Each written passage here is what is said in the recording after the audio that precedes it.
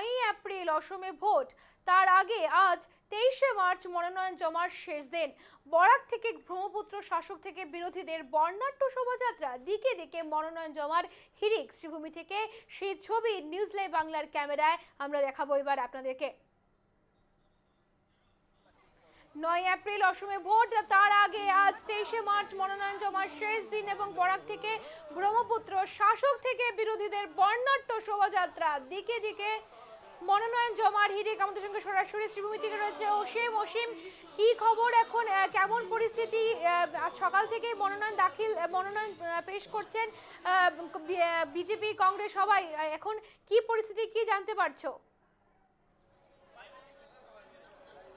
হ্যাঁ শমশিকা, দেখো যে আগামী 9 তারিখ যে নির্বাচন অনুষ্ঠিত হবে সেই নির্বাচনের জন্য আজ মনোনয়ন দাখিলের অন্তিম দিন এবং সেই অন্তিম দিনে কিন্তু বিভিন্ন রাজনৈতিক দলের প্রার্থীরা তাদের মনোনয়ন ইতিমধ্যে এসে জমা দিচ্ছেন এবং জেলা উপায়ুক্ত কার্যালয়ে যেহেতু 3টা পর্যন্ত মনোনয়ন দাখিলের শেষ সময়সীমা, সেখানে সবাই প্রার্থী কিন্তু নিজের নিজের মনোনয়নপত্র জমা করছেন। এই মুহূর্তেও কিন্তু আমরা দেখতে পাচ্ছি যে কিছু সংখ্যক লোক এখনো ইউডিএফ এর যে সমস্ত প্রার্থীরা আছেন ওনারা কিন্তু একসঙ্গে 4টা সমষ্টির প্রার্থীরা একসঙ্গে এসছেন এবং এসে এখানে জেলা আয়ুক্তের কার্যালয়ে এসে মনোনয়ন দাখিল করছেন এবং আমরা তার দৃশ্য দেখাচ্ছি।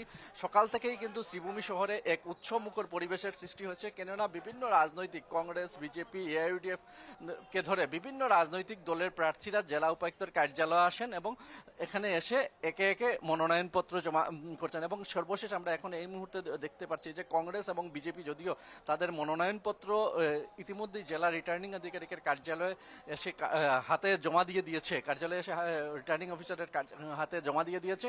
এই মুহূর্তে এআইইউডিএফ এর প্রার্থীরা আছেন উনারাও কিন্তু তাদের মনোনয়নপত্র দিয়ে এই মুহূর্তে সেখানে এসে উপস্থিত হয়েছেন এবং আমরা উনাদের কাছ থেকেও জানার চেষ্টা করব। এই মুহূর্তে এআইইউডিএফ এর একজন ক্যান্ডিডেট আছেন নিলাম বাজার দক্ষিণ করিমগঞ্জ সমষ্টি থেকে, ইউডিএফ এর ক্যান্ডিডেট আছেন, আমরা উনার কাছ থেকে উনার প্রতিক্রিয়া জানার চেষ্টা করব। ধন্যবাদ। আমি প্রতিদিন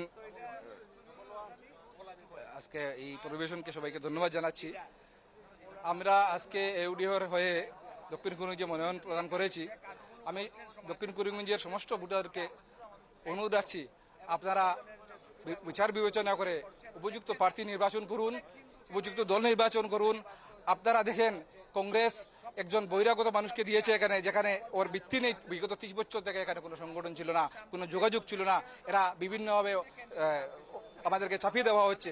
দ্বিতীয়ত আজকে বিজেপির একজন প্রার্থী দেওয়া হয়েছে, এটা বিজেপির ক্যান্ডিডেট সবাই জানে।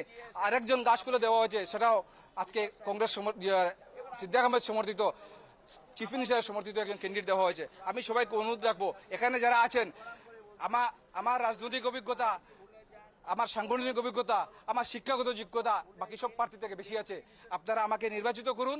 আমি দক্ষিণ করিমগঞ্জ কি বরাক উপত্যকা সমগ্র আসামের হয়ে, সমগ্র সংখ্যালঘু নিপীড়িত, নিষ্পেষিত, শোষিত মানুষের হয়ে কথা বলবো এবং আমি সংবিধান রক্ষার কাজ করে যাব।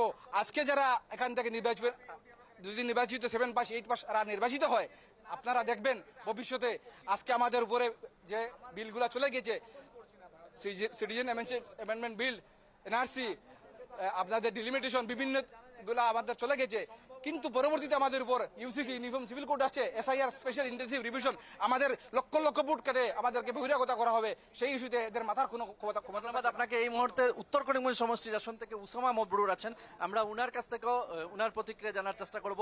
যখন উত্তর করিমগঞ্জে কংগ্রেস, বিজেপি, এআইইউডিএফ নির্দল প্রার্থীরাও আছেন, সেখানে আপনি আজ মনোনয়ন কোন সমষ্টি থেকে দিয়েছেন এবং আপনার কি আশা? উত্তর করিমগঞ্জ সমষ্টি থেকে আমি এআইইউডিএফ দলের পক্ষ থেকে নমিনেশন দাখিল করেছি। আপনার এখানে প্রতিদ্বন্দ্বিতা কিরকম প্রতিদ্বন্দ্বিতা হবে বা মুখ্য প্রতিদ্বন্দ্বী কে থাকবে? আমার তো প্রতিদ্বন্দ্বিতা, আমি যেটা দেখছি, আমার ভারতীয় জনতা পার্টির সঙ্গে আমার প্রতিদ্বন্দ্বিতা হবে। কংগ্রেস সেখানে ফ্যাক্টর হবে না? মনে হয় না, আমার মনে হয় না কংগ্রেস ফ্যাক্টর হবে বলে। কারণ আমার বাবা দীর্ঘ 6 বারের বিধায়ক ছিলেন। ওনার পুত্র হিসাবে এইবার আমি মাঠে নেমেছি। মৌলানা আব্দুল জলিল চৌধুরী, উনি ভাষা সেনানী ছিলেন এবং স্বাধীনতার সংগ্রামী ছিলেন। এবং স্বাধীনতার পর থেকেই উনি বদরপুর ডিলিমিটেশন, আগে বদরপুর সমষ্টি ছিল, বদরপুর সমষ্টি থেকে নির্বাচিত হয়ে আসছিলেন, 6 বারের বিধায়ক ছিলেন। ওনার পুত্র হিসেবে আমি মাঠে নেমেছি। আর আমার বাবার একটা পরিচিতি জাতি ধর্ম বর্ণ নির্বিশেষে ওনার কাছ আছে, সেই হিসাবে আমি আশা রাখছি আমি শুধুমাত্র মুসলিম ভোটের উপর নির্ভর করছি না, আমি জাতি ধর্ম বর্ণ নির্বিশেষে সবাই আমাকে মায়ার চোখে দেখবে এবং আমাকে ভোট প্রদান করবে, আর সেই হিসাবে আমার জয় নিশ্চিত। ধন্যবাদ আপনাকে। এই মুহূর্তে এআইইউডিএফ দলের আর একজন কর্মী আছেন, আমরা ওনার কাছ থেকেও জানার চেষ্টা করব। আজ আপনারা সবাই একসঙ্গে এসছেন, সবাই একসঙ্গে যে আসলেন, আপনারা কি এবার অন্যবার আপনারা র্যালি করে আসেন, এবার কোনো র্যালি ব্যতীত আপনারা সেখানে এসেছেন, এর পিছনে কি কোনো কারণ আছে? কোনো কারণ নেই। আমাদেরকে ইলেকশন কমিশনের গাইডলাইন অনুযায়ী আমরা র্যালি করি নাই, আমাদের অল্প সংখ্যক মানুষ নেই এখানে আসার পরে সামনে থাকতে হবে, এর জন্য আমরা র্যালির কোনো আয়োজন করি নাই। হ্যাঁ, আমরা এখানে করিমগঞ্জের নতুন ডিলিমিটেশন হওয়ার পরে 3টা সমষ্টিতে আমরা ক্যান্ডিডেট দিয়েছি।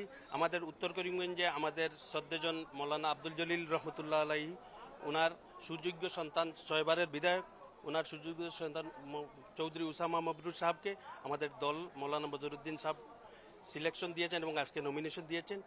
দক্ষিণ করিমগঞ্জে শিহাবুদ্দিন এবং ছাত্র নেতা এবং প্রতিবাদী কণ্ঠ, ওনাকে আমরা দিয়েছি। আর আমাদের রামকৃষ্ণনগরে আমাদের ডক্টর অনুপ কুমার দাস উচ্চশিক্ষিত, অনুপ কুমার দাস তালুকদার সাহেবকে দিয়েছি, উনি উচ্চশিক্ষিত মানুষ।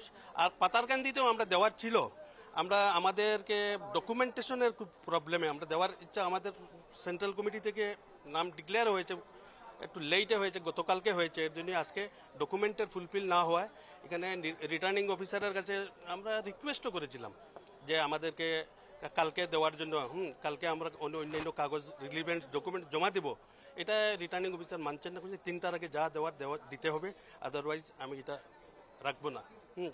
এরপরে এর জন্য পাতারকান্দিতে দেওয়া হয় নাই। আর আমরা আশাবাদী আমরা 3টা সমষ্টিতে প্রতিদ্বন্দ্বিতা করে জয়ী হব।